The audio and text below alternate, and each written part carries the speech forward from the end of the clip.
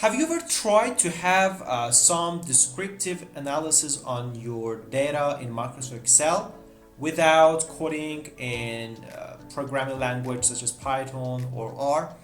This is the things which we are going to talk about in this tutorial. As you see, we can have this correlation matrix even in Microsoft Excel just in a minute. So come with me in this tutorial in order to learn how you can have this correlation matrix for your data in Microsoft Excel.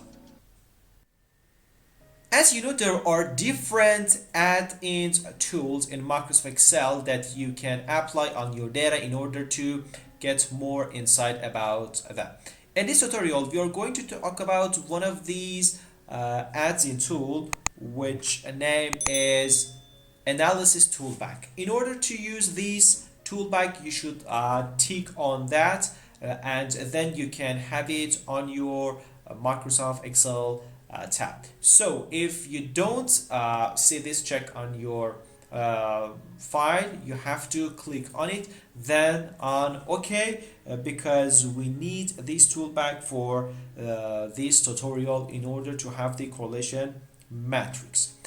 In the next step, imagine that you have a data and you don't want to have use any programming language, and on the other hand, you want to see more insight about your data in terms of statistical analysis. For example, some characteristic about your data in terms of descriptive statistics, or you may want to apply some hypothesis on your data, or you want to have some visual features like correlation matrix, which we are going to talk about them in this tutorial.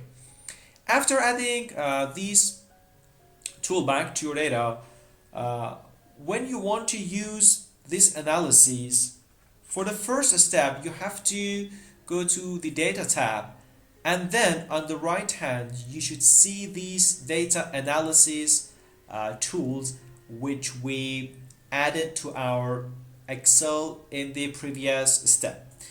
I click on that, and then I can see this window about different options that I have for my data analysis. These options are from ANOVA analysis to correlation, descriptive statistics, and other hypotheses. These are too comprehensive, and in this tutorial we are going to talk about just two of them, and we will cover the other parts of data analysis in upcoming videos. Now we want to talk about the correlation specifically, so I click on correlation, and after that this window would be open for me as you see here. In this tab, I should select my input range, in which in my data is this table. So I select all my tables, and since I want to see the first row as the labels, I click on labels in first row, and because I want to have analysis on my columns, I select on columns, because my analysis here is based on columns, not rows. Then I want to see the correlation matrix in another worksheet, so I click the same thing which is similar to correlation matrix that we have. This is exactly the correlation matrix that we were looking for. Since this is the symmetric matrix, we don't see any value on top of that, because they are as the same as this value, and in order to remove the repetition, we don't see them here. But it is better to make it more beautiful in terms of visualization in order to analyze the relationship between our features more clearly. To do that, we can use the conditional formatting actually in Microsoft Excel, and I come here, I choose unconditional formatting, and then data color scales. For example, here I can choose this one for my data, and then I choose format painter, and I put it to all my data. As you can see here, this is the correlation matrix in which we can see the direct and direct relationship between different independent feature that we had. For example, there is the positive and a strong correlation between the price of house and the number of rooms. And of course, there is a relation between the crime rate that is reported in a specific area with its price. This was something that you could have in some statistical tools such as JMP, Minitab, or programming language like Python or R. But in Microsoft Excel, you can have this kind of reports in a minute by using the data tools. Another powerful analysis that you can have by using this data analysis tool back, it's about descriptive analysis that I prefer to show you in a minute in this episode. To do that, we should go to again the data tab, and then we come here and click on data analysis.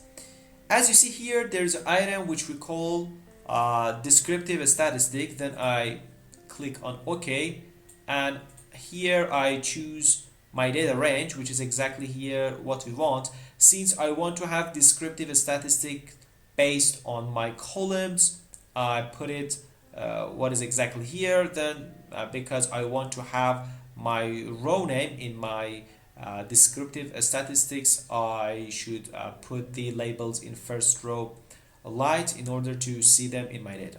There are different options here for you in order to see some statistics about your data. Here just we want to see the summary statistics, the statistics such as average, mean, maximum, and something like that.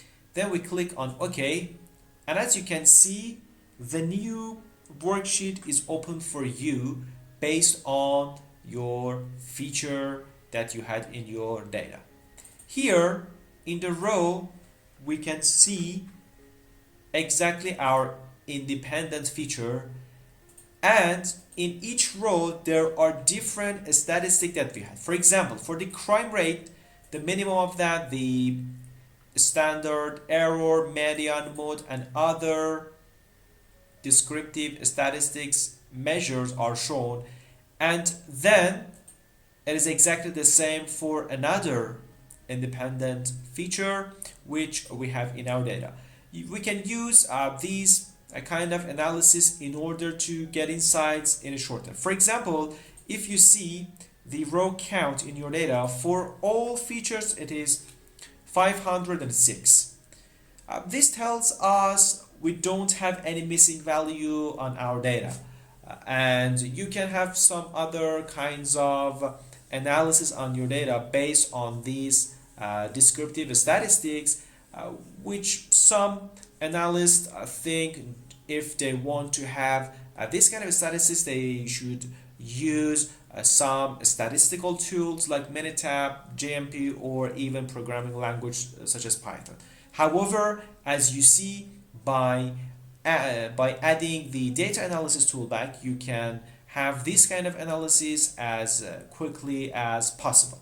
Okay guys, just in this tutorial we wanted to introduce this tool back. This tool back has different analysis which we will cover in upcoming videos.